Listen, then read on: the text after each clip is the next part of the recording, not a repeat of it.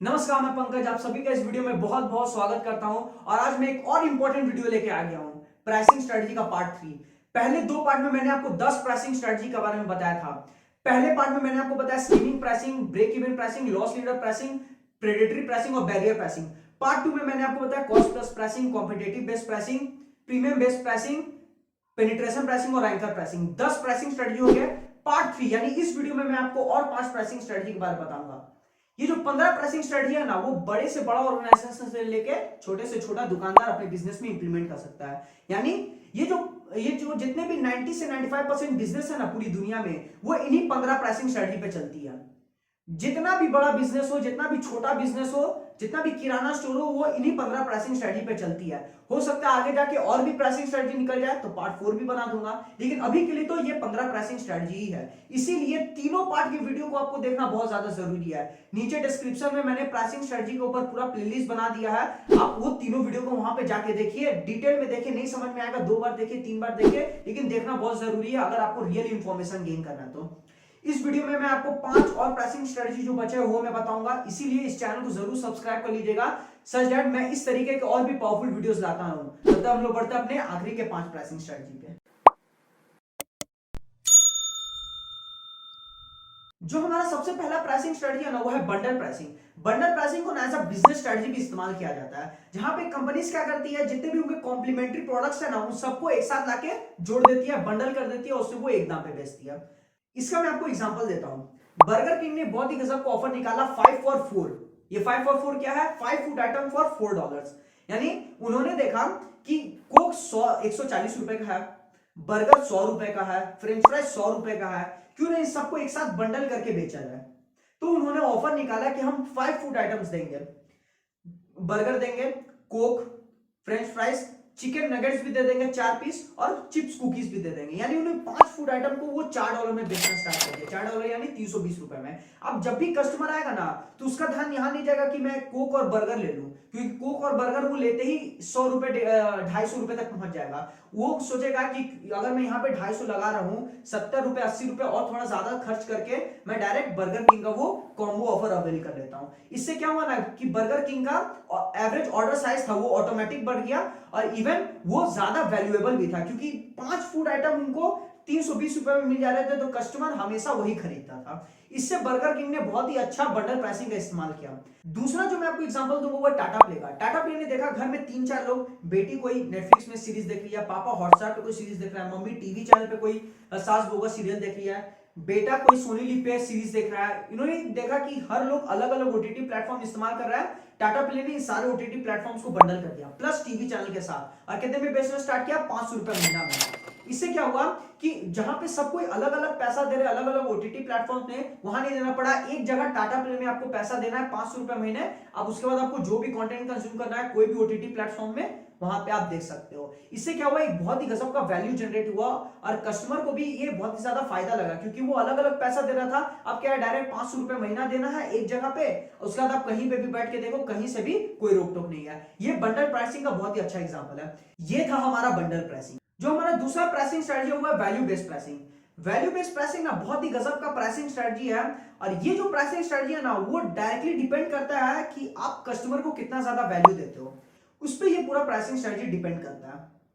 ये value based pricing generally पता है ज्यादा कहां काम आता है? जहां पे कंसल्टिंग बिजनेस का काम हो, जहां पे आप कंसल्ट करते हो ना लोगों को, वहां पे सबसे अच्छा काम आता है। इसका मैं आपको एक बहुत ही अच्छा एग्जांपल देता हूं। मान के चलिए मैं एक बिजनेस कंसल्टेंट हूं, और एक बहुत बड़ी कंपनी ने मुझे एज अ कंसल्टिंग के लिए अप्रोच किया। उन्होंने मुझे बताया कि उनके पास जितने भी टोटल कस्टमर है ना, उनमें से 10% कस्टमर उनको हर साल छोड़ के चले जाते हैं। यानी अगर उनके पास 100 कस्टमर है तो 10 कस्टमर उनको हमेशा छोड़ के निकल जाते हैं, यानी उनका चर्न रेट कितना हुआ? 10% का। अब उन्होंने मुझे यह भी बताया कि वो एक कस्टमर से कम लाख रुपए तक का रेवेन्यू कर सकता है। यानी वो डायरेक्ट कितना का लॉस कर रहा है? 10 लाख रुपए का जो वो अपॉर्चुनिस्टिक रेवेन्यू जो वो जनरेट कर सकते थे, वो नहीं कर पा रहे हैं। अब मैं क्या करूंगा, उनको कंसल्ट करूंगा और मैं उनको ये बताऊंगा कि सर आपका बिजनेस में ये स्ट्रेटजी इंप्लीमेंट होगा, ये तरीके से इंप्लीमेंट किया जाएगा। इससे क्या होगा कि जो आपका चर्न रेट 10% का था, वो मैं घटा के 2% या 1% का कर दूंगा। यानी जहां पे 100 में से 10 कस्टमर आपको छोड़ के चले जा रहे थे, वहां पे केवल 2 या 1 ही कस्टमर आपको अब छोड़ के जाएंगे। अब मैं उनको कितना का फायदा करा रहा हूं बताता हूं। 100 कस्टमर थे, 10% का चर्न रेट था, यानी 10 लोग छोड़ के जा रहे थे। अब स्ट्रेटजी इंप्लीमेंट करने के बाद केवल 2 लोग ही छोड़ के जाएंगे, यानी 8 कस्टमर अब वापस बच रहे हैं उनके, यानी मैं उनको कितना का रेवेन्यू करके दूंगा, डायरेक्ट 8 लाख रुपए का हर साल। अब ऐसा नहीं है कि स्ट्रेटजी मेरा पहला साल ही काम करेगा, दूसरा साल भी काम करेगा, तीसरा साल भी काम करेगा। सपोज ये स्ट्रेटजी 5 साल 6 साल तक काम करेगा, यानी मैं उनको कितना का वैल्यू क्रिएट करके दे रहा हूं, 48 लाख रुपए का, यानी 48 लाख रुपए का मैं उनको वैल्यू जनरेट करके दे रहा हूं। अब मैं अपना कंसल्टिंग फीस क्या डिसाइड करूंगा, कम से कम 5 से 10 लाख रुपए। क्यों? क्योंकि मैं उनको 48 लाख रुपए तक का फायदा करवा रहा हूं, तो मैं as a consulting fees 5 lakh से लेकर 10 लाख रुपए मांग सकता हूं। ये होता है वैल्यू बेस्ड प्राइसिंग, यानी आपने सामने वाले कस्टमर को कितना वैल्यू दिया, उस हिसाब से आप अपना प्राइसिंग स्ट्रेटजी डिसाइड करेंगे। इसीलिए कंसल्टिंग बिजनेस में ये प्राइसिंग स्ट्रेटजी बहुत ही अच्छी तरीके से काम आता है। तीसरा प्राइसिंग स्ट्रेटजी है हाई लो प्राइसिंग। ये प्राइसिंग स्ट्रेटजी गजब का है। यहाँ पे जब आपको मैक्सिमम प्रॉफिट या फिर रेवेन्यू जनरेट करना है ना, तब इस प्राइसिंग स्ट्रेटजी का आप इस्तेमाल करते हो। यहाँ पे मान के चलिए अगर आपका प्रोडक्ट का डिमांड बहुत ही ज्यादा है तो आप प्राइस हाई कर दोगे, प्रोडक्ट का डिमांड बहुत ही ज्यादा लो है तो आप प्राइस को कम कर दोगे। इस तरीके से आप हाई लो प्राइसिंग का इस्तेमाल करते हो। ये जनरली कहां सबसे ज्यादा काम आता है, सीजनल डील्स में और स्टॉक क्लियरेंस सेल्स में। सीजनल डील क्या है, ठंड का मौसम अब स्टार्ट होने वाला है, तो आपको आपका जितना भी ठंड का जो भी कपड़ा है वो उसका डिमांड बहुत ही ज्यादा हाई होगा, तो आप उसे हाई प्राइस में बेच सकते हो, सच दैट आप मैक्सिमम प्रॉफिट या फिर रेवेन्यू जनरेट कर पाए। दूसरा है स्टॉक क्लियरेंसेस। अब मार्च का महीना आ गया है, ठंड खत्म होने वाली है, लेकिन अभी भी आपके पास 1 लाख रुपए तक का स्टॉक पड़ा हुआ है, क्या, ठंड के कपड़े का।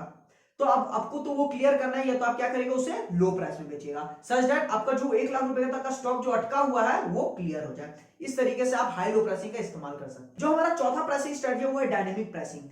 ये जो प्राइसिंग स्ट्रेटजी है ना, वो रियल टाइम प्राइसिंग पे डिपेंड करता है, यानी ये यूजर के बिहेवियर, यूजर का बाइंग पैटर्न के हिसाब से ये ऑटोमेटिकली चेंज होते रहता है, यानी बहुत ही ज्यादा फ्लेक्सिबल है। कंपनी इस चीज का बहुत ही अच्छे तरीके से इस्तेमाल करती है, जितने भी इंटरनेट कंपनीज होती है, क्योंकि जिस हिसाब से मार्केट डिमांड होगा ना, उसी हिसाब से प्रोडक्ट का प्राइस ऑटोमेटिक चेंज होगा हर यूजर के हिसाब से।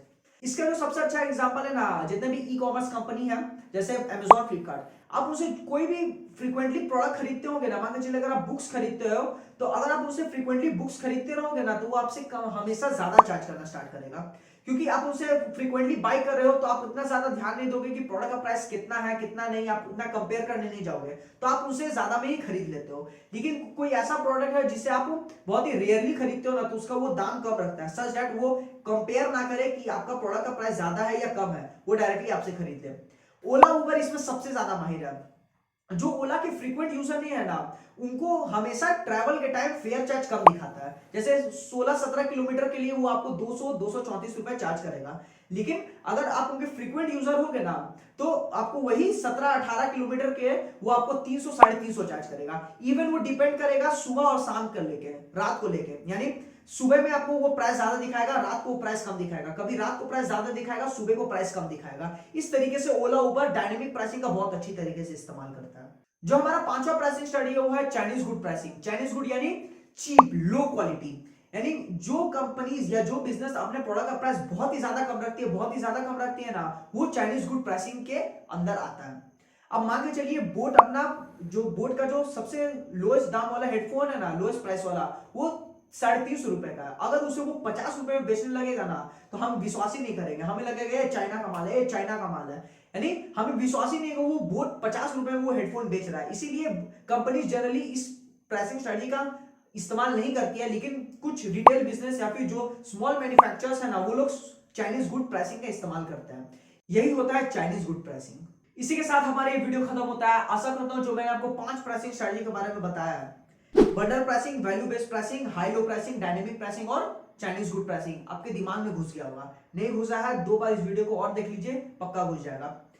टोटल 15 प्राइसिंग स्ट्रेटजी कवर हो गया। पहले पार्ट में 5, दूसरे पार्ट में 5 और तीसरे पार्ट में 5, यानी टोटल 15 प्राइसिंग स्ट्रेटजी हो चुका है। तीनों वीडियो को मैंने प्लेलिस्ट के अंदर डाल दिया है, तीनों वीडियो को देखिए, बार बार देखिए, जब तक याद ना हो जाए तब तक देखिए।